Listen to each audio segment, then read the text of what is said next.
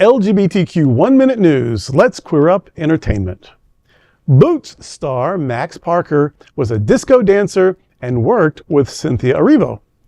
The new Netflix show Boots, love it, might be upsetting the Department of Defense, who has called the show woke garbage, but the queer community has been celebrating the handsome cast of out actors. Heartthrob Max Parker recently appeared on the Tommy DiDario podcast, I've Never Said This Before, where he discussed his past.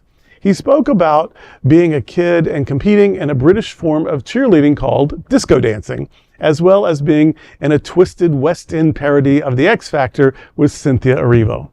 The podcast is available on iHeart.com. These guys are so handsome and this whole thing. They are. And it's so sweet. It's this kid.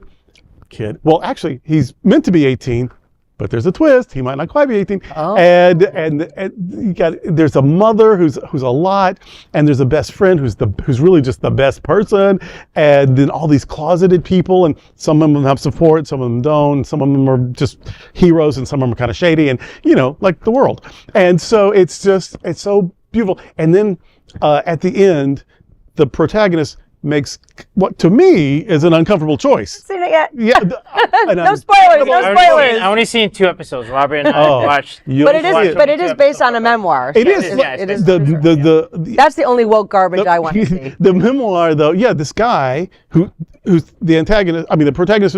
It's his story. The writer wrote a novel, and then this series is based on that. So I don't understand woke garbage. It's just a person's life. This is what happened. Well, that's how they treat any life that is not of their white and this is hetero early 90s in the military don't ask don't tell situation, so it's very other than they exist. I mean, this is not an in your face with flags and signs. This is 1990 Marines, so woke my ass. But it's good that this series is out right now, especially on Netflix, and it's getting popular, it's getting recognized because queer history is being acknowledged, being shown, and especially now in light of our rights being taken away, having and plus it's just a great show. It's a great novel too. But having our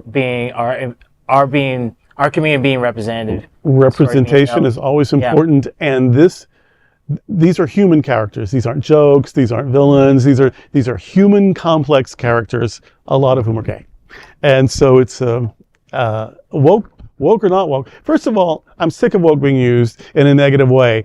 Stop sleeping through tyranny. Wake the fuck up. Get woke. Exactly. I like that. And second of all, it's a great show. It is. There is no other queer nonprofit media platform like this in the entire world. Support our LGBTQ stories by subscribing and sharing Queer News Tonight.